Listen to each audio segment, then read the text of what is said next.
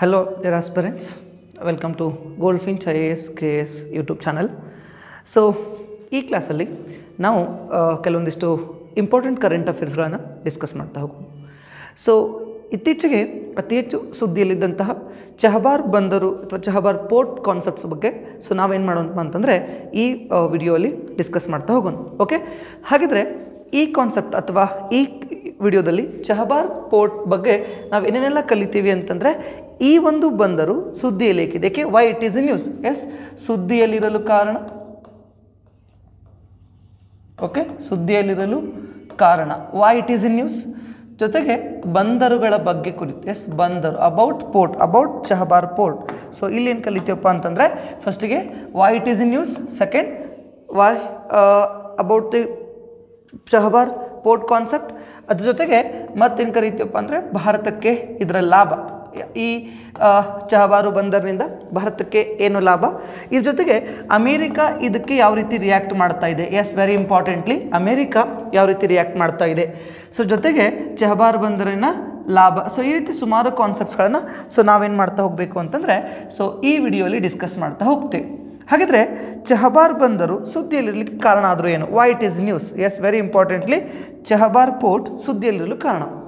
ಇತ್ತೀಚೆಗೆ ಭಾರತ ಸರ್ಕಾರ ಮತ್ತು ಇರಾನ್ ಗೌರ್ಮೆಂಟ್ ಏನು ಮಾಡ್ತು ಅಂತಂದರೆ ಚಹಬಾರ್ ಬಂದರು ನಿರ್ವಹಣೆಗಾಗಿ ಮುಂದಿನ 10 ವರ್ಷಗಳ ಕಾಲ, ಎಸ್ ವೆರಿ ಇಂಪಾರ್ಟೆಂಟ್, ಮುಂದಿನ 10 ವರ್ಷಗಳ ಕಾಲ ಸೊ ಒಂದು ಒಪ್ಪಂದವನ್ನು ಮಾಡ್ಕೊಳ್ತಾ ಇದೆ, very importantly.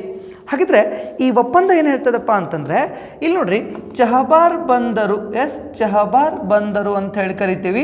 S, very importantly ಚಹಬಾರ್ ಬಂದರು ಅನ್ನುವಂಥದ್ದು ಇರಾನ್ ದೇಶದಲ್ಲಿ ಕಂಡುಬರುವಂಥ ಒಂದು ಬಂದರು. ಓಕೆ, ಇರಾನ್ದಲ್ಲಿ ಕಂಡುಬರುವಂಥ ಏಕೈಕ ಸಮುದ್ರ ಬಂದರು. It was only oceanic port of Iran. Okay, so ಇರಾನಲ್ಲಿ ಕಂಡುಬರುವಂತಹ ಏಕೈಕ ಸಮುದ್ರ ಬಂದರು ಅಂತ ಹೇಳಿ ಕರಿತೀವಿ, ಸಮುದ್ರ ಬಂದರು. ಎಸ್, ಹಾಗಿದ್ರೆ ಈ ಬಂದರಿನ ನಿರ್ವಹಣೆಗಾಗಿ ನಾವೇನು ಮಾಡ್ತಿದ್ದೀವಪ್ಪ ಅಂತಂದರೆ ಸೊ ಬಂದರ್ ನಿರ್ವಹಣೆ ಮತ್ತು ಅಭಿವೃದ್ಧಿ. ಎಸ್, ವೆರಿ ಇಂಪಾರ್ಟೆಂಟ್ಲಿ ಬಂದರ ನಿರ್ವಹಣೆ ಮತ್ತು ಅಭಿವೃದ್ಧಿಗಾಗಿ ಗೌರ್ಮೆಂಟ್ ಆಫ್ ಇಂಡಿಯಾ ಮತ್ತು ಇರಾನ್ ಏನು ಮಾಡ್ತಾ ಇದೆಯಪ್ಪ ಅಂತಂದರೆ ಒಪ್ಪಂದವನ್ನು ಮಾಡ್ಕೊಳ್ತಾ ಇದೆ. ಸೊ ಹಾಗಾಗಿ ಈ ಒಂದು ಚಹಬಾರ್ ಬಂದರು ಸುಮಾರು ದಿನಗಳಿಂದ ಸುದ್ದಿಯಲ್ಲಿಗೆ ಕಾರಣ ಆಗಿದೆ. ಹಾಗಿದ್ರೆ ಭಾರತ ಸರ್ಕಾರದ IPGL ಮತ್ತು ಎಸ್ ಗೌರ್ಮೆಂಟ್ ಆಫ್ ಇಂಡಿಯಾ, ಭಾರತದ IPGL ಮತ್ತು ಇರಾನ್ ದೇಶದ PMO ಅಂತ ಹೇಳಿ ಕರಿತೀವಿ, ಇರಾನ್ ದೇಶದ PMO. Yes, very important.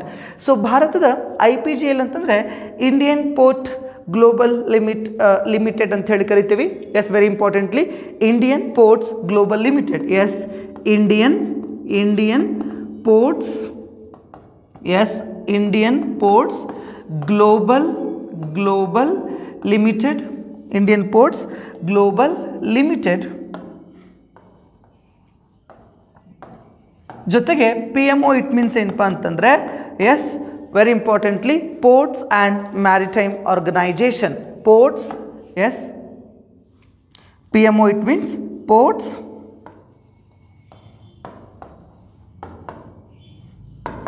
and maritime organizations. Okay, so ಇಲ್ಲಿ ಇಂಪಾರ್ಟೆಂಟ್ಲಿ ಭಾರತ ಸರ್ಕಾರದ IPGL ಮತ್ತು PMO ಎರಡೂ ಸೇರಿ ಏನು ಮಾಡ್ತಿದ್ದಪ್ಪ ಅಂತಂದರೆ ಒಪ್ಪಂದವನ್ನು ಮಾಡ್ಕೊಳ್ತಾ ಇದ್ದವು. ವೆರಿ ಇಂಪಾರ್ಟೆಂಟ್ಲಿ ಸೊ IPGL ಅಂತಂದರೆ Indian ports global limited. Very importantly IPGL ಅಂತಂದರೆ ಇಂಡಿಯನ್ ಪೋರ್ಟ್ಸ್ ಗ್ಲೋಬಲ್ ಲಿಮಿಟೆಡ್. ಇದು ಭಾರತ ಸರ್ಕಾರದ ಒಂದು ಕಂಪನಿ. ಎಸ್, ಭಾರತ ಸರ್ಕಾರದ ಒಂದು ಕಂಪನಿ. ಎಸ್, ಒಂದು ಕಂಪನಿ ಅಂತ ಹೇಳಿ it's Indian government company. PMO ಅಂತಂದರೆ ಪೋರ್ಟ್ಸ್ ಮ್ಯಾರಿಟೈಮ್ ಆರ್ಗನೈಜೇಷನ್. ಇದು ಇರಾನ್ ದೇಶದ, ಎಸ್ ಇರಾನ್ ದೇಶದ ಕಂಪನಿ. ಸೊ ಇವೆರಡೂದರ ಮಧ್ಯೆ ಏನಾಗ್ತಾ ಇದೆಯಪ್ಪ ಅಂತಂದರೆ ಒಂದು ಒಪ್ಪಂದ ಆಗ್ತಾ ಇದೆ. ಈ ಒಪ್ಪಂದದ ಪ್ರಕಾರ ಮುಂದಿನ 10 ವರ್ಷಗಳ ಕಾಲ 2024ರಿಂದ ಅಂದರೆ 2034 ಮುಂದಿನ 10 ವರ್ಷಗಳ ಕಾಲ ಪೋರ್ಟ್ನ ನಿರ್ವಹಣೆ ಯಾರಿಗೆ ವರ್ಗಾಯಿಸಲಾಗ್ತಾ ಇದೆ ಅಂತಂದರೆ ಭಾರತ ಸರ್ಕಾರಕ್ಕೆ. ಅದರಲ್ಲೂ ಕೂಡ ಭಾರತ ಸರ್ಕಾರ ಅಂದರೆ particularly IPGL Indian port global limited ಅಂತೇನು ಕರಿತೀವಿ. ಸೊ ಈ ಒಂದು ನಿರ್ವಹಣೆ ಈ ಕಂಪ್ನಿಗೆ ಏನಾಗ್ತಾ ಇದೆಪ್ಪ ಅಂದರೆ ವರ್ಗಾವಣೆ ಆಗ್ತಾ ಇದೆ. ಹಾಗಿದ್ರೆ ಮತ್ತೇನು ಹೇಳ್ತಿದ್ದಾರಪ್ಪ ಅಂತಂದರೆ 2034 ನಂತರ ಅಂದರೆ ಆಫ್ಟರ್ 10 ಇಯರ್ಸ್ 10 ವರ್ಷಗಳ ನಂತರ ಸೊ ಏನಾದರೂ ಇದೇ ರೀತಿಯಾಗಿ ಎರಡೂ ದೇಶಗಳಿಗೆ ಭಾರತ ಮತ್ತು ಇರಾನ್ ದೇಶಕ್ಕೆ ಹೊಂದಾಣಿಕೆಯಾದರೆ ಮತ್ತೆ ಮುಂದುವರಿಸಲು 2034 ನಂತರ ಕೂಡ ಮುಂದುವರಿಸಲು ಏನು ಮಾಡ್ತಿದ್ದೀವಪ್ಪ ಅಂತಂದರೆ ಒಪ್ಪಂದವನ್ನು ನಾವು ಮಾಡ್ಕೊತಿದ್ದೀವಿ. ಬಟ್ ಒಂದು ಗೊತ್ತಿರಲಿ, ಈ ಒಪ್ಪಂದ ಇದು ಮೊದಲನೇ ಬಾರಿಯ ಒಪ್ಪಂದ ಅಲ್ಲ. ಈಗಾಗಲೇ 2013, 15 ಮತ್ತು 17ರಲ್ಲಿ ಒಪ್ಪಂದವನ್ನು ಮಾಡಿಕೊಂಡಿದ್ದೆವು. ಎಸ್, ಸೊ ಈಗಾಗಲೇ 2000 ವೆರಿ ಇಂಪಾರ್ಟೆಂಟ್ಲಿ ಯಾವಾಗ ಮಾಡ್ಕೊಂಡಿದ್ವಿ ಅಂತಂದರೆ 2003, 2015, 2017, 2003, 2015, 2017ರಲ್ಲಿ ನಾವೇನು ಮಾಡ್ಕೊಂಡಿದ್ದೀವಪ್ಪ ಅಂತಂದರೆ ಇದೇ ಒಪ್ಪಂದವನ್ನು ಮಾಡ್ಕೊಂಡಿದ್ವಿ. 2018 ನಂತರ ನಾವು ಮತ್ತೊಮ್ಮೆ ಒಪ್ಪಂದ ಮಾಡ್ಕೊಳ್ತಿದ್ದೀವಿ. ಅದೇ ಏನಪ್ಪ ಅಂದರೆ 2024ರ ಒಪ್ಪಂದ. So I repeat once again here, long story make short, Bharat ಸರ್ಕಾರದ ಎಸ್ ವೆರಿ ಇಂಪಾರ್ಟೆಂಟ್ಲಿ IPGL ಮತ್ತು ಇರಾನ್ ದೇಶದ PMO. IPGL it means Indian ports global limited, ಜೊತೆಗೆ PMO it means ports and maritime organisation of Iran government. ಎರಡರ ಮಧ್ಯೆ ಏನಾಗ್ತಾಯಿದೆಪ್ಪ ಅಂದರೆ ಚಹಬಾರ್ ಬಂದರಿನ ಅಭಿವೃದ್ಧಿಗೆ ನಾವೇನು ಮಾಡ್ಲಿಕ್ಕತ್ತೀವಪ್ಪ ಅಂದರೆ ಒಪ್ಪಂದವನ್ನು ಮಾಡ್ಕೊಳ್ತಾ ಇದ್ದೀವಿ. ಟರ್ಮ್ ಬಂದುಬಿಟ್ಟು 10 ವರ್ಷಗಳ ಕಾಲ, ಎಸ್ 10 ಇಯರ್ಸ್ ಅಂತ ಹೇಳಿ ಕರಿತೀವಿ. 10 ಇಯರ್ಸ್ ಟರ್ಮಿಗೋಸ್ಕರ ನಾವೇನು ಮಾಡ್ತಿದ್ದೀವಪ್ಪ ಅಂದರೆ ಅಭಿವೃದ್ಧಿಯನ್ನು ಮಾಡ್ಕೊಳ್ತಾ ಇದ್ದೀವಿ. ಸೊ ಇದು ಸುದ್ದಿಯಲ್ಲಿರುವಂಥ ಕಾರಣ. Okay, so next will go with important facts about Chabahar port. ಹಾಗಿದ್ರೆ ಚಹಬಾರ್ ಪೋರ್ಟ್ನ ಫ್ಯಾಕ್ಟ್ಸ್ ಬಗ್ಗೆ ನಾವೇನು ಮಾಡಬೇಕಾಗ್ತದಪ್ಪ ಡಿಸ್ಕಸ್ ಮಾಡೋಕ್ಕಾಗ್ತದೆ. ಎಸ್, ಚಹಬಾರ್ ಪೋರ್ಟ್ ಗೊತ್ತಿರಲಿ, ಚಹಬಾರ್ ಪೋರ್ಟ್ ಅನ್ನುವಂಥದ್ದು ಇರಾನ್ ದೇಶದಲ್ಲಿ ಕಂಡುಬರುವಂಥ ಏಕೈಕ ಸಮುದ್ರ ಬಂದರು. ಎಸ್, ವೆರಿ ಇಂಪಾರ್ಟೆಂಟ್ಲಿ ಎಲ್ಲಿ ಕಂಡುಬರುತ್ತದೆ? ಎಸ್, ಇರಾನ್ ದೇಶದ ಏಕೈಕ ಸಮುದ್ರ ಬಂದರು ಅಂತ ಹೇಳಿ ಕರಿತೀವಿ. ಸಮುದ್ರ ಬಂದರು, ಇರಾನ್ ದೇಶದಲ್ಲಿ ಕಂಡುಬರುವಂಥ ಏಕೈಕ ಸಮುದ್ರ ಬಂದರು. ಓಕೆ, ಸೊ ಹಾಗಿದ್ರೆ ಈ ಬಂದರು ಎಲ್ಲೆಲ್ಲಿ ಕಟ್ಟಾಗಿದೆಪ್ಪ ಅಂದರೆ ಇರಾನ್ ದೇಶದ ಎಸ್ ಸಿಸ್ಟನ್ ಆ್ಯಂಡ್ ಬಲೂಚಿಸ್ತಾನ್ ಪ್ರಾವಿನ್ಸ್, ಅಂದರೆ ಅಲ್ಲಿರುವಂತಹ ಸಿಸ್ಟಾನ್ ಆ್ಯಂಡ್ ಬಲೂಚಿಸ್ತಾನ್ ಪ್ರಾಂತ್ಯದಲ್ಲಿ ಲೊಕೇಟ್ ಆಗಿದೆ. ಎಲ್ಲಿ? ಎಸ್, ವೆರಿ ಇಂಪಾರ್ಟೆಂಟ್ಲಿ ಸಿಸ್ಟನ್ ಮತ್ತು ಬಲೂಚಿಸ್ತಾನ್. ಎಸ್, ಬಲೂಚಿಸ್ತಾನ್, ಸಿಸ್ಟನ್ ಮತ್ತು ಬಲೂಚಿಸ್ತಾನ್ ಪ್ರಾಂತ್ಯದಲ್ಲಿ ಏನಾಗಿದೆಪ್ಪ ಅಂತಂದರೆ ಎಸ್, ವೆರಿ ಇಂಪಾರ್ಟೆಂಟ್ಲಿ ಈ ಬಂದರು ಲೊಕೇಟ್ ಆಗಿದೆ. ಸೊ ಈ ಬಂದರನ್ನು ಈ ಚಹಬಾರ್ ಪೋರ್ಟನ್ನು ನಾವು ಎರಡು ರೀತಿ ನಾವೇನು ಮಾಡ್ತಿದ್ದೀವಪ್ಪ ಅಂತ ಸಪ್ರೇಟ್ ಮಾಡ್ತೀವಿ. ಅಂದರೆ ಈ ಚಹಬಾರ್ ಬಂದರಲ್ಲಿ 2 ಮೇಜರ್ ಪೋರ್ಟ್ಸ್ಗಳಿದ್ದವು. ಎಸ್, ಚಹಬಾರ್ ಬಂದರಿನಲ್ಲಿ ನಮಗೇನಿದಪ್ಪ ಅಂತಂದರೆ 2 ಪ್ರಮುಖ ಬಂದರುಗಳು ಕಂಡು ಬರ್ತವೆ. 2 ಪ್ರಮುಖ ಬಂದರುಗಳು. Yes, very importantly. ಹಾಗಿದ್ರೆ ಆ 2 ಪ್ರಮುಖ ಬಂದರುಗಳು ಯಾವಪ್ಪ ಅಂತಂದರೆ ಒಂದು Shahista Kalantari. Yes, very importantly Shahid not Shahista, Shahid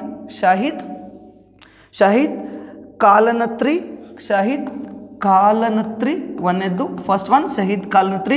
ಎರಡನೇದು ಯಾವುದಪ್ಪ ಅಂತಂದರೆ Shahid Beheshti port. Shahid Beheshti. So ಈ 2 ಬಂದರುಗಳು. ಓಕೆನಾ? ಹಾಗಿದ್ರೆ ಇಲ್ಲಿರುವಂಥ ಶಾಹಿದ್ ಕಾಲನತ್ರಿ ಅಂತಲೇ ಕರಿತೀವಲ್ಲ, ಈ ಬಂದರು ಈಗಾಗಲೇ 1980ರಲ್ಲಿನೇ ಏನಾಗಿದೆಪ್ಪ ಅಂದ್ರೆ ಅಭಿವೃದ್ಧಿಯಾಗಿದೆ. ಎಸ್, ವೆರಿ ಇಂಪಾರ್ಟೆಂಟ್ಲಿ ಈ ಬಂದರು ಯಾವುದು? ಶಾಹಿದ್ ಕಾಲನಾತ್ರಿ ಅನ್ನುವಂಥ ಬಂದರು 1980ರಲ್ಲಿ ಏನಪ್ಪ ಅಂದರೆ ಅಭಿವೃದ್ಧಿಯಾಗಿದೆ. ಆದರೆ ಶಹೀದ್ ವಹಿಸ್ತಾ ಅಂತೇನು ಕರಿತೀವಲ್ಲ, ಈ ಶಹೀದ್ ವಹಿಸ್ತಾ ಬಂದರನ್ನು ಅಭಿವೃದ್ಧಿ ಮಾಡಲಿಕ್ಕೆ ಸೊ ಇರಾನ್ ಗೌರ್ಮೆಂಟ್ ಏನು ಮಾಡ್ತದಪ್ಪ ಅಂತಂದರೆ ಭಾರತ ಸರ್ಕಾರಕ್ಕೆ, ಎಸ್ ವೆರಿ ಇಂಪಾರ್ಟೆಂಟ್, ಯಾವುದು? ಶಾಹಿದ್ ವಹಿಸ್ತಾ. ಐ ರಿಪೀಟ್ ಒನ್ಸ್ ಅಗೇನ್, ಇಲ್ಲಿ ಚಹಬಾರ್ ಬಂದರಿನಲ್ಲಿ 2 ರೀತಿಯಂಥ ಪ್ರಮುಖ ಬಂದರುಗಳನ್ನು ನೋಡ್ತೀವಿ. ಒಂದು ಶಾಹಿದ್ ಕಾಲನೇತ್ರಿ, ಇನ್ನೊಂದು ಶಾಹಿದ್ ವಹಿಸ್ತಾ. ಹಾಗಿದ್ರೆ ಇಲ್ಲಿ Shahid very importantly Shahid Kalantari ಬಂದರನ್ನು 1980ರಲ್ಲಿನೇ ಇರಾನ್ ಗೌರ್ಮೆಂಟ್ ಏನು ಮಾಡಿದೆಪ್ಪ ಅಂತಂದರೆ ಅಭಿವೃದ್ಧಿ ಮಾಡಿದ್ದು. ಸೊ ನಾವಿವಾಗ ಶಾಹಿದ್ ವಹಿಸ್ತಾ ಬಂದರನ್ನು ಅಭಿವೃದ್ಧಿ ಮಾಡಲಿಕ್ಕೆ ಭಾರತ ಸರ್ಕಾರಕ್ಕೆ ಇರಾನ್ ಏನು ಮಾಡ್ತದಪ್ಪ ಅಂತಂದರೆ ಮನವಿಯನ್ನು ಮಾಡ್ಕೊಳ್ತದ. ಆದರೆ ಭಾರತ ಸರ್ಕಾರ ಇದನ್ನು ಒಪ್ಕೊಳ್ತದೆ. ಕಾರಣ ಇಷ್ಟೇ, ನಾವು ಮಿಡಲ್ ಈಸ್ಟ್ ಏಷ್ಯಾದೊಂದಿಗೆ ಮತ್ತು ಯುರೋಪಿಯನ್ ದೇಶದೊಂದಿಗೆ ನೇರವಾಗಿ ಮತ್ತು ಸುಲಭವಾಗಿ ಸಂಪರ್ಕವನ್ನು ಮಾಡೋದ್ರ ಜೊತೆಗೆ ಪಾಕಿಸ್ತಾನ್ ಮತ್ತು ಚೀನಾವನ್ನು ಕಟ್ಟಿಹಾಕೋ ಕೆಲಸಕ್ಕೋಸ್ಕರ ನಮಗೆ ಈ ಬಂದರಿನ ಅವಶ್ಯಕತೆ ಇತ್ತು. ಹಾಗಾಗಿ ಭಾರತ ಸರ್ಕಾರವು ಕೂಡ ಏನು ಮಾಡ್ತಾ ಇದೆಪ್ಪ ಅಂತಂದರೆ ಈ ಒಂದು ಪ್ರಪೋಸಲನ್ನು ಒಪ್ಕೊಂಡಿದೆ. ಸೊ ಹಾಗಿದ್ರೆ ವೆರಿ ಇಂಪಾರ್ಟೆಂಟ್ಲಿ ಈ ಒಂದು ಬಂದರಿನ ಮೇಲೆ ಎಸ್ IPGL, ಈಗಾಗಲೇ ಹೇಳ್ದಂಗೆ IPGL Indian ports global limited ಅನ್ನುವಂಥದ್ದು $120 million American dollar. Yes very importantly. So ಈಗಾಗಲೇ ನಾವೇನು ಮಾಡಿದ್ದೀವಪ್ಪ ಅಂತಂದರೆ $120 20 ಮಿಲಿಯನ್ ಅಮೆರಿಕನ್ ಡಾಲರನ್ನು ನಾವೇನು ಮಾಡ್ತಿದ್ದೀವಪ್ಪ ಅಂದರೆ ಇದ್ರ ಮೇಲೆ ಹೂಡಿಕೆಯನ್ನು ಮಾಡ್ತಾ ಇದ್ದೀವಿ. Yes, very importantly. Along with that Bharat ಸರ್ಕಾರ ಈಗಾಗಲೇ ಇರಾನ್ ದೇಶದಲ್ಲಿ, ಎಸ್ ವೆರಿ ಇಂಪಾರ್ಟೆಂಟ್ಲಿ, ಭಾರತ ಸರ್ಕಾರ ಈಗಾಗಲೇ ಇರಾನ್ ದೇಶದಲ್ಲಿ 250 ಮಿಲಿಯನ್ ಅಮೆರಿಕನ್ ಡಾಲರ್ನ ನಾವೇನು ಮಾಡಿದ್ದೀವಪ್ಪ ಅಂತಂದರೆ ಹೂಡಿಕೆಯನ್ನು ಮಾಡಿದ್ದೀವಿ. Yes, very importantly. ಅದರ ಜೊತೆಗೆ ನಾವು ಇವಾಗ ಎಷ್ಟು ಮಾಡ್ತಿದ್ದೀವಪ್ಪ ಅಂದರೆ 120 ಮಿಲಿಯನ್ ಅಮೆರಿಕನ್ ಡಾಲರನ್ನು ಈ ಒಂದು ಚಹಬಾರ್ ಬಂದರಿನ ಅಭಿವೃದ್ಧಿಗೆ ನಾವೇನು ಮಾಡ್ತಾ ಇದ್ದೀವಪ್ಪ ಅಂತಂದರೆ ಹೂಡಿಕೆಯನ್ನು ಮಾಡ್ತಾ ಇದ್ದೀವಿ. ಎಸ್, ಹಾಗಿದ್ರೆ ಚಹಬಾರ್ ಬಂದರು ನಮಗೆ ವೆರಿ ಇಂಪಾರ್ಟೆಂಟ್ಲಿ ಇಲ್ಲಿ ನೋಡಲಿಕ್ಕೆ ಸಿಗ್ತದ. ಸೊ ಒಂದ್ಸಲ ಚಹಬಾರ್ ಬಂದರು ನೋಡಿಬಿಟ್ರೆ ಎಸ್. ಸೊ ಇಲ್ಲಿ ನಮ್ಗೆ very importantly here we have, yes here we have, okay, come here we have Iran. Yes, very importantly this is Iran. We have Iran. Okay, this is Iran.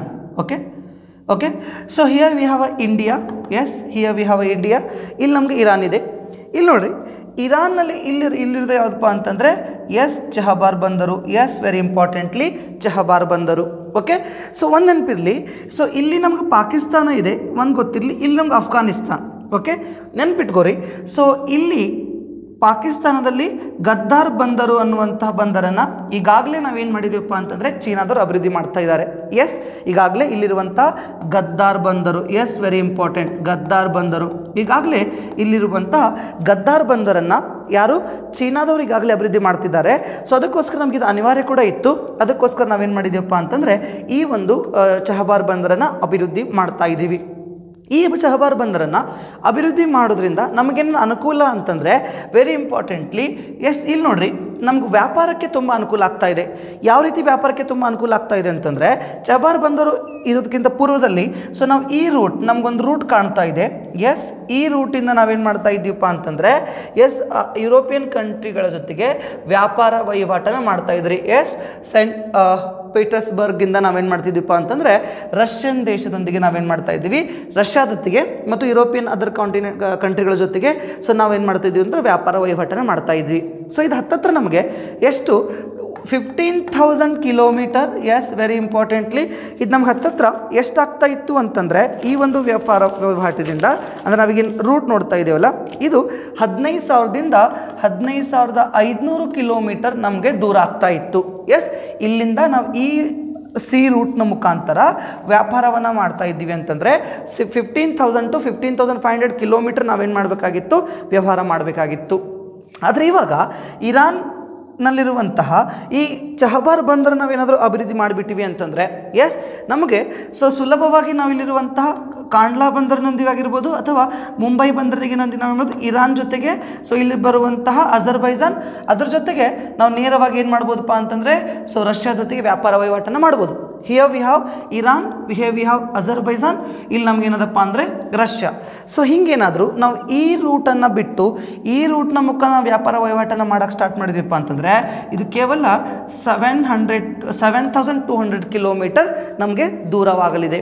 ಹಾಗಿದ್ರೆ so ನಾವು ಈ C ರೂಟ್ನ ಬದಲಿಗೆ ಈ C ರೂಟನ್ನು ನಾವು ಆಯ್ಕೆ ಮಾಡಿಕೊಂಡ್ರೆ ನಮಗೆ ಸುಮಾರು ಅರ್ಧ 50% ನಮ್ದೇನಾಗ್ತದಪ್ಪ ಅಂದರೆ ಟ್ರಾವೆಲಿಂಗ್ ಏನು ಎಕ್ಸ್ಪೋರ್ಟ್ಸ್ ಅಂತಂದರೆ ನಾವು ಸಾಗಾಣಿಕೆ ವೆಚ್ಚ ಉಳಿತಾಯವಾಗ್ತದೆ. ಅಂದರೆ 15,500 ಕಿಲೋಮೀಟರ್ ಟ್ರಾವೆಲ್ ಮಾಡೋದಕ್ಕೂ ಜೊತೆಗೆ 7,200 ಕಿಲೋಮೀಟರ್ ಟ್ರಾವೆಲ್ ಮಾಡೋಕ್ಕೂ ಡಿಫ್ರೆನ್ಸ್ ಅದ. ಸೊ ಹಾಗಾಗಿ ನಮ್ಗೆ ಈ ಪೋರ್ಟ್ ಅನ್ನುವಂಥದ್ದು ಕೂಡ ಏನಾಗ್ತದಪ್ಪ ಅಂದರೆ ತುಂಬ ಇಂಪಾರ್ಟೆಂಟ್ ಆಗ್ತದೆ. ಅದ್ರ ಜೊತೆಗೆ ಸೊ ನಮ್ಗೆ ಈಗಾಗಲೇ ಗೊತ್ತಿರುವಾಗೆ ಒಂದೇದೇನಪ್ಪ ಅಂತಂದರೆ ಸೊ ನಾವು ಸುಲಭವಾಗಿ ವ್ಯಾಪಾರ ವಹಿವಾಟನ್ನು ಮಾಡ್ಬೋದು. ಅಂದರೆ ನಮಗಿಲ್ಲಿ ಸಾಗಾಣಿಕೆ ವೆಚ್ಚ ಕಡಿಮೆ ಆಗ್ತದೆ. ಎಸ್, ಏನು ಕಡಿಮೆ ಆಗ್ತದೆ, ಸಾಗಾಣಿಕೆ ವೆಚ್ಚ ಅನ್ನುವಂಥದ್ದು ಕಡಿಮೆ ಆಗ್ತಿದೆ. ಬಿಕಾಸ್ ಹೀಗಾಗಿದ್ದರೆ ಈ ರೂಟ್ನ ಮುಖಾಂತರ ನಾವೇನಾದರೂ ಹೋಗಿದ್ದೀವಿ ಅಂದರೆ 15,000 to 15,500 ಕಿಲೋಮೀಟರ್ ಆಗ್ತಾ ಇತ್ತು. ಸೊ ನಾವು ಈ ರೂಟ್ನ ಮುಖಾಂತರ ಹೋಗ್ತಾ ಇರೋದ್ರಿಂದ ಇದು ಜಸ್ಟ್ ನಮ್ಗೆ 7,200 ಕಿಲೋಮೀಟರ್ನಲ್ಲಿ ನಮಗೆ ನಾವೇನು ಮಾಡ್ಬೋದು, ನಮ್ಮ ಸರಕುಗಳ ಸೇವೆಗಳನ್ನು ನಾವಿಲ್ಲಿ ಸಾಗಾಟ ಮಾಡ್ಬೋದು. ಹಾಗಾಗಿ ಅನುಕೂಲವಾಗ್ತದೆ. ಅದ್ರ ಜೊತೆಗೆ ವೆರಿ ಇಂಪಾರ್ಟೆಂಟ್ಲಿ ಏನಪ್ಪ ಅಂತಂದರೆ ಸೊ ಈ ಒಂದು ಬಂದರಿನ ಮುಖಾಂತರ ಈ ಬಂದರು ನಾವು ಅಭಿವೃದ್ಧಿ ಮಾಡಿದ್ದೀವಿ ಅಂತಂದರೆ ಸೊ ಈ ಬಂದರಿನಿಂದ ನೇರವಾಗಿ ನಾವೇನು ಮಾಡ್ಬೋದಪ್ಪ ಅಂತಂದರೆ ಅಫ್ಘಾನಿಸ್ತಾನ್ ಜೊತೆಗೆ ನಾವಲ್ಲಿ ನಮ್ಮ ರೋಡ್ಗಳನ್ನು ಕನ್ಸ್ಟ್ರಕ್ಟ್ ಮಾಡ್ತಾ ಇದ್ದೀವಿ. ಅದಕ್ಕೂ ಕೂಡ ಏನಾಗ್ತಿದೆಪ್ಪ ಅಂದರೆ ತುಂಬ ಅನುಕೂಲವಾಗ್ತಿದೆ. ಯಾಕಂದರೆ ಅಫ್ಘಾನಿಸ್ತಾನದ ಮೇಲೆ ನಾವು ಏನು ಮಾಡ್ಬೋದಪ್ಪ ಅಂದರೆ ನಮ್ಮ ಹಿಡಿತನ ಸಾಧಿಸ್ಬೋದು. ಬಿಕಾಸ್ ಅಫ್ಘಾನಿಸ್ತಾನ ಅಂತಂದರೆ ಅತಿ ಹೆಚ್ಚು ಸಂಪನ್ಮೂಲ ಅಲ್ಲಿದೆ, ಅಂದರೆ ಖನಿಜ ಸಂಪನ್ಮೂಲ ಇರೋದ್ರಿಂದ ಅದು ನಮ್ಗೆ ಅನುಕೂಲ ಆಗ್ಬೋದು ಅನ್ನುವಂಥದ್ದು ಎರಡನೇ ಅಂಶ. ಇದ್ರ ಜೊತೆಗೆ ನಾವೇನು ಮಾಡ್ಬೋದು ಅಂತಂದರೆ ಸುಲಭವಾಗಿ ಮಧ್ಯಪ್ರಾಚ್ಯ ರಾಷ್ಟ್ರಗಳೊಂದಿಗೆ ಏನು ಮಾಡ್ಬೋದು, ವ್ಯಾಪಾರ ವಹಿವಾಟನ್ನು ಮಾಡ್ಬೋದು. ವೆರಿ ಇಂಪಾರ್ಟೆಂಟ್ಲಿ ಸುಲಭವಾಗಿ ನಾವು ಮಧ್ಯಪ್ರಾಚ್ಯ ರಾಷ್ಟ್ರಗಳೊಂದಿಗೆ ಜೊತೆಗೆ ಯುರೋಪಿಯನ್ ಕಂಟ್ರಿ ಜೊತೆಗೆ ನಾವೇನು ಮಾಡ್ಬೋದಪ್ಪ ಅಂತಂದರೆ ಸುಲಭವಾಗಿ ವ್ಯಾಪಾರ ವಹಿವಾಟನ್ನು ಕೂಡ ಮಾಡ್ಬೋದು. ಇದರ ಜೊತೆಗೆ ನಾವು ಚೈನಾದ ಆ್ಯಕ್ಟಿವಿಟಿಗೆ ಕೌಂಟರ್ ಅಟ್ಯಾಕ್ ಮಾಡಿದಾಗ ಆಗುತ್ತದೆ. ಯಾವ ರೀತಿ ಅಂತಂದರೆ ಪಾಕಿಸ್ತಾನದಲ್ಲಿರುವಂಥ ಗದ್ದಾರ್ ಬಂದರನ್ನು ಈಗಾಗಲೇ ಏನು ಮಾಡಿದೆಪ್ಪ ಅಂತಂದರೆ ಚೈನಾ ಅಭಿವೃದ್ಧಿ ಮಾಡ್ತಾ ಇದೆ. ಅಂದರೆ ಸೊ ಈ ರೀತಿ ಏನಪ್ಪ ಅಂದರೆ ಭಾರತವನ್ನು ಕಟ್ಟಿ ಹಾಕುವ ಕೆಲಸವನ್ನು ಚೀನಾ ಮಾಡ್ತಾ ಇದೆ. ಅದಕ್ಕೋಸ್ಕರ ನಾವು ಈ ಒಂದು ಬಂದರನ್ನು ಅಭಿವೃದ್ಧಿ ಮಾಡೋದ್ರಿಂದ ಒಂದು ಕೌಂಟರ್ ಅಟ್ಯಾಕ್ ಎಲ್ಲಿಗೆ ಆಗ್ತದಪ್ಪ ಅಂತಂದರೆ ಚೈನಾಕ್ಕೆ ಆಗ್ತದೆ. ಸೊ ಈ ರೀತಿ ಹೆಚ್ಚಿನ ಅನುಕೂಲಗಳನ್ನು ನಮಗೇನಾಗ್ತಾ ಇದೆಪ್ಪ ಅಂದರೆ ಈ ಒಂದು ವ್ಯವಸ್ಥೆ ಹೊಂದ್ತಾ ಇದೆ. ಇದರಿಂದ ನಾವು ಸುಲಭವಾಗಿ ಏನು ಮಾಡ್ಬೋದಪ್ಪ ಅಂತಂದರೆ ಕಚ್ಚಾ ತೈಲ, ಎಸ್ ವೆರಿ ಇಂಪಾರ್ಟೆಂಟ್ಲಿ ಸುಲಭವಾಗಿ ನಾವೇನು ಮಾಡ್ಬೋದಪ್ಪ ಅಂದರೆ ಕಚ್ಚಾ ತೈಲ ಆಮದು ಮಾಡ್ಕೊಳ್ಬೋದು. ಅಂದರೆ ನಮಗೆ ಯೂಶ್ವಲಿ ಏನಾಗ್ತದಪ್ಪ ಅಂತಂದರೆ ಕಡಿಮೆ ರೇಟ್ ಯಾವ ರೀತಿ ಅಂತಂದರೆ ನಮ್ಗೆ ಯಾವಾಗಲೂ ಈ ರೀತಿಯಿಂದ ನಾವು ಸಾಗಾಣಿಕೆ ವೆಚ್ಚ ಜಾಸ್ತಿ ಆದಾಗ ಯೂಶ್ವಲಿ ಪೆಟ್ರೋಲ್ ಡೀಸೆಲ್ ರೇಟ್ ಜಾಸ್ತಿನೇ ಇರ್ತದೆ. ಸೊ ಅದೇ ನಾವೇನು ಸಾಗಾಣಿಕೆ ವೆಚ್ಚವನ್ನು ಕಡಿಮೆ ಮಾಡಿ ಅದರ ಲಾಭವನ್ನು ನೇರವಾಗಿ ಭಾರತ ಸರ್ಕಾರ ಸೊ ಸಾರ್ವಜನಿಕರಿಗೆ ಏನಾದರೂ ಕೊಡ್ತಾ ಹೋಯಿತು ಅಂತಂದರೆ ಪೆಟ್ರೋಲ್ ಡೀಸೆಲ್ ರೇಟ್ಗಳು ಕೂಡ ಏನಾಗ್ತಾವಪ್ಪ ಅಂತಂದರೆ ಕಡಿಮೆ ಆಗ್ತಾ ಹೋಗ್ತವೆ. ಸೊ ಇಷ್ಟೆಲ್ಲ ಅನುಕೂಲಗಳನ್ನು ನಮಗೇನಪ್ಪ ಅಂತಂದರೆ ಈ ಚಹಬಾರ್ ಬಂದರು ನೀಡ್ತಾ ಇರೋದ್ರಿಂದ ಈ ಚಹಬಾರ್ ಬಂದರು ತುಂಬ ಅನುಕೂಲ. ಅದ್ರ ಜೊತೆಗೆ ನಿಮಗೆ ಗೊತ್ತಿರಲಿ ವೆರಿ ಇಂಪಾರ್ಟೆಂಟ್ಲಿ ಏನಪ್ಪ ಅಂತಂದರೆ ಚಹಬಾರ್ ಬಂದರು ಇರಾನಲ್ಲಿ ಬರೋದ್ರಿಂದ ನಿಮ್ಗೆ ಗೊತ್ತಿರಲಿ ಇರಾನ್ ಮತ್ತು ರಷ್ಯಾ ಈಗಾಗಲೇ ಏನಾಗ್ತಾ ಇದೆಯಪ್ಪ ಅಂದರೆ ಅಮೇರಿಕಾದಿಂದ ಆರ್ಥಿಕ ದಿಗ್ಬಂಧನ, ಎಸ್ ವೆರಿ ಇಂಪಾರ್ಟೆಂಟ್, ಅಮೇರಿಕಾದಿಂದ ಆರ್ಥಿಕ ದಿಗ್ಬಂಧನವನ್ನು ಹೊಂದಿವೆ.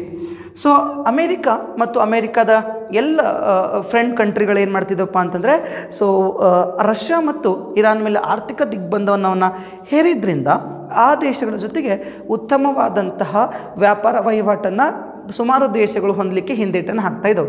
ಇದರಿಂದ ರಷ್ಯಾ ಮತ್ತು ಇರಾನ್ದಲ್ಲಿರುವಂತಹ ಪೆಟ್ರೋಲ್ ಡೀಸೆಲ್ ಅಥವಾ ಕಚ್ಚಾ ತೈಲದ ಡಿಮ್ಯಾಂಡ್ ಏನಾಗ್ತಾಯಿದೆಪ್ಪ ಅಂತ ಕಡಿಮೆ ಆಗ್ತಾ ಇದೆ. ಸೊ ಅದನ್ನು ನಾವು ಅಡ್ವಾಂಟೇಜ್ ಆಗಿ ತೆಗೆದುಕೊಂಡ್ರೆ ಸೊ ಸುಲಭವಾಗಿ ನಾವೇನು ಮಾಡೋದು ಈ ರೂಟ್ನ ಮುಖಾಂತರ ನಾವು ಅವುಗಳನ್ನು ಭಾರತಕ್ಕೆ ಇಂಪೋರ್ಟ್ ಮಾಡ್ಕೊಳ್ಳಿಕ್ಕೆ ಕೂಡ ಈ ಬಂದರು ನಮಗೇನಾಗ್ತಿದೆಪ್ಪ ಅಂದರೆ ಹೆಲ್ಪ್ಫುಲ್ ಆಗ್ತಿದೆ. ಸೊ ಇಷ್ಟೆಲ್ಲ ಅನುಕೂಲಗಳನ್ನು ಭಾರತಕ್ಕೆ ಚಹಬಾರ್ ಬಂದರು ನೀಡ್ತಾ ಇದೆ. ಆದರೆ ಇದಕ್ಕೆ ಅಮೇರಿಕ ಹೆಂಗೆ ರಿಯಾಕ್ಟ್ ಮಾಡ್ತಾ ಇದೆಯಪ್ಪ ಅಂತಂದರೆ ಅಮೇರಿಕ ಇತ್ತೀಚೆಗೆ ಅಮೇರಿಕದ ವಿದೇಶಾಂಗ ರಾಯಭಾರಿ ಕಚೇರಿಯಿಂದ ಇತ್ತೀಚೆಗೆ ಒಂದು ಸ್ಟೇಟ್ಮೆಂಟ್ ಮಾಡ್ತಾರೆ. ಏನಪ್ಪ ಅಂತಂದರೆ ಭಾರತ ಇದೇ ರೀತಿಯಾಗಿ ಇರಾನ್ ಜೊತೆಗೆ ಉತ್ತಮವಾದ ಸಂಬಂಧವನ್ನು ಏನಾದರೂ ಹೊಂದಿದ್ದೇ ಆದರೆ ಭಾರತದ ಮೇಲೆ ಆರ್ಥಿಕ ದಿಗ್ಬಂಧನವನ್ನು ಹೇರಬಹುದು ಅನ್ನುವಂಥ ಧಮಕಿಯನ್ನು ಏನು ಮಾಡ್ತಾ ಇದೆಯಪ್ಪ ಅಂತಂದರೆ ಅಮೇರಿಕ ಹಾಕ್ತಾ ಇದೆ. ಬಿಕಾಸ್ ಇಲ್ಲಿರುವಂಥ ಇರಾನ್ ಮತ್ತು ರಷ್ಯಾ ಜೊತೆಗೆ ಅಮೇರಿಕ ಈಗಾಗಲೇ ಉತ್ತಮ ಸಂಬಂಧವನ್ನು ಹೊಂದಿಲ್ಲ. ಸೊ ಇದಕ್ಕೆ ಭಾರತ ಯಾವ ರೀತಿ ರಿಯಾಕ್ಟ್ ಮಾಡ್ಬೋದು ಅನ್ನುವಂಥದ್ದೇ ಮುಂದಿನ ಪ್ರಶ್ನೆ. ಹಾಗಾದರೆ ಪಾಸಿಬಿಲಿಟಿ ಏನಪ್ಪ ಅಂತಂದರೆ ಸೊ ಬಹುತೇಕವಾಗಿ ಭಾರತ ಇದ್ರ ಜೊತೆಗೆ ಉತ್ತಮ ಸಂಬಂಧವನ್ನು ನಾವು ಮೇಂಟೈನ್ ಮಾಡ್ತೀವಿ. ಬಿಕಾಸ್ ಸೊ ಯಾಕಂದರೆ ಭಾರತಕ್ಕೆ ಇದು ನಮ್ಗೆ geopolitically it is a very important port here. So ಇದಿಷ್ಟಾಗಿತ್ತು ಏನಪ್ಪ ಅಂತಂದರೆ ಪೋರ್ಟ್ ಬಗ್ಗೆ. ಸೊ ಇದ್ರ ಜೊತೆಗೆ ನಾವು ಇನ್ನೊಂದೆರಡು ಪಾಯಿಂಟ್ಗಳನ್ನು ಇಂಪಾರ್ಟೆಂಟ್ಲಿ ಏನು ಮಾಡಬೇಕು ಅಂತಂದರೆ ಸೊ ಡಿಸ್ಕಸ್ ಮಾಡಬೇಕು. ಅದೇ ಯಾವುದಪ್ಪ ಅಂದರೆ ಅಬೌಟ್ ಇರಾನ್. ಸೊ ಇರಾನ್ನ ಬಗ್ಗೆ ಒಂದಿಷ್ಟು ಪಾಯಿಂಟನ್ನು ಡಿಸ್ಕಸ್ ಮಾಡಬೇಕು. ಯಾಕೆ ಇರಾನ್ನ ಬಗ್ಗೆ ಡಿಸ್ಕಸ್ ಮಾಡಬೇಕು ಅಂತಂದರೆ ಸೊ ಚಹಬಾರ್ ಬಂದರ್ ಅನ್ನುವಂಥದ್ದು ಇರಾನ್ನಲ್ಲಿನೇ ಇರೋದ್ರಿಂದ ಸೊ ನಮಗೇನಪ್ಪ ಅಂತಂದರೆ Iran is very important here. So ಅದ್ರ ಮೇಲೂ ಕೂಡ ಪ್ರಶ್ನೆಗಳು ಬರುವ ಸಾಧ್ಯತೆ ಜಾಸ್ತಿ ಇರೋದ್ರಿಂದ so will go with Iran. So Iran ಅಂತಂದರೆ ವೆರಿ ಇಂಪಾರ್ಟೆಂಟ್ಲಿ ವೆಸ್ಟರ್ನ್ ಏಷ್ಯಾ, ಪಶ್ಚಿಮ ಏಷ್ಯಾದಲ್ಲಿ ಬರುವಂತಹ ಒಂದು ದೇಶ. ನಮಗೆ ಇರಾನ್ ಎಲ್ಲಿ ಕಂಡು ಬರ್ತದಪ್ಪ ಅಂತಂದರೆ ಪಶ್ಚಿಮ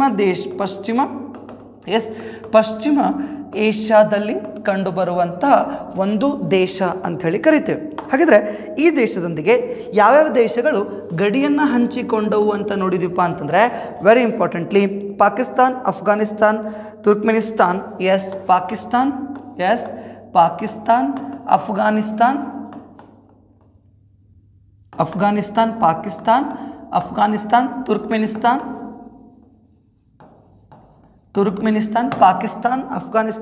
Turkmenistan, Turkey, Iraq, Azerbaijan. Turkey, Iraq, Azerbaijan. ಅದರ ಜೊತೆಗೆ ಯಾವುದಪ್ಪ ಅಂದರೆ ಅರ್ಮೇನಿಯಾ. ಅರ್ಮೇನಿಯಾ. ಸೊ ಇಂಥ ದೇಶಗಳು ಏನಾಗಿದವಪ್ಪ ಅಂತಂದರೆ ಈ ಇರಾನ್ ಜೊತೆಗೆ ಏನಾಗಿದವಪ್ಪ ಅಂದರೆ ಗಡಿಯನ್ನು ಹಂಚ್ಕೊಂಡಿದ್ದವು. ಇದ್ರ ಜೊತೆಗೆ Caspian sea, Gulf of Oman, Persian Gulf ಕೂಡ ಇರಾನ್ ಜೊತೆಗೆ so Caspian sea, Gulf of Oman ಮತ್ತು ಪರ್ಷಿಯನ್ ಗಲ್ಫ್ ಕೂಡ ಏನಾಗಿದ್ದವಪ್ಪ ಅಂದರೆ ಗಡಿಯನ್ನು ಹಂಚ್ಕೊಂಡಿದ್ದು. ಯಾವ್ಯಾವುದು? ಕ್ಯಾಸ್ಪಿಯನ್ ಸಿ, ಕ್ಯಾಸ್ಪಿಯನ್ ಸಮುದ್ರ, ಗಲ್ಫ್ ಆಫ್ ಒಮನ್ ಜೊತೆಗೆ ಪರ್ಷಿಯನ್ ಗಲ್ಫ್. ಈ ದೇಶಗಳು ಕೂಡ ಈ ವ್ಯವಸ್ಥೆ ಇರಾನ್ ಏನಪ್ಪ ಅಂತಂದರೆ ಈ ರೀತಿಯಾದಂಥ ಕೆಲವೊಂದಿಷ್ಟು ಸಮುದ್ರ ಜೊತೆಗೂ ಕೂಡ ಏನಾಗಿದೆಪ್ಪ ಅಂದರೆ ಗಡಿಯನ್ನು ಹಂಚಿಕೊಂಡಿದೆ. ಹಾಗಿದ್ರೆ ಇರಾನ್ನ ರಾಜಧಾನಿ ಯಾವುದಪ್ಪ ಅಂದರೆ ತೆಹರಾನ್. Very important. ಇರಾನ್ನ ರಾಜಧಾನಿ ತೆಹರಾನ್. Very very important. ನಿಮ್ಮ ಪರೀಕ್ಷೆಗೆ ಬರುವ ಸಾಧ್ಯತೆ ಇರ್ತದೆ. ಯಾವುದು? ಇರಾನ್ನ ರಾಜಧಾನಿ ತೆಹರಾನ್ ಅಂತ ಹೇಳಿ ಕರಿತೀವಿ. ಓಕೆನಾ? ಸೊ ಇದಿಷ್ಟಾಗಿತ್ತು ಚಹಬಾರ್ ಬಂದರು ಮತ್ತು ಇರಾನ್ನ ಬಗ್ಗೆ, ಜೊತೆಗೆ ಅದರ ಭಾರತಕ್ಕೆ ಅದರಂಥ ಅನುಕೂಲಗಳೇನನ್ನುವಂಥ ವಿಚಾರಗಳ ಬಗ್ಗೆ ಸೊ ನಾವೇನು ಮಾಡಿದ್ವಿಪ್ಪ ಅಂತಂದರೆ ಈ ವಿಡಿಯೋದಲ್ಲಿ ಡಿಸ್ಕಸ್ ಮಾಡಿದ್ವಿ. ಸೊ ಹೀಗೆ ಮುಂದಿನ ವಿಡಿಯೋದಲ್ಲಿ ಮತ್ತೊಂದು ಇಂಪಾರ್ಟೆಂಟ್ ಕರೆಂಟ್ ಅಫೇರ್ ಒಂದಿಗೆ ಸೊ ನಾವು ಭೇಟಿಯಾಗೋಣ. ಅಲ್ಲಿವರೆಗೂ so thank you for watching. Thank you.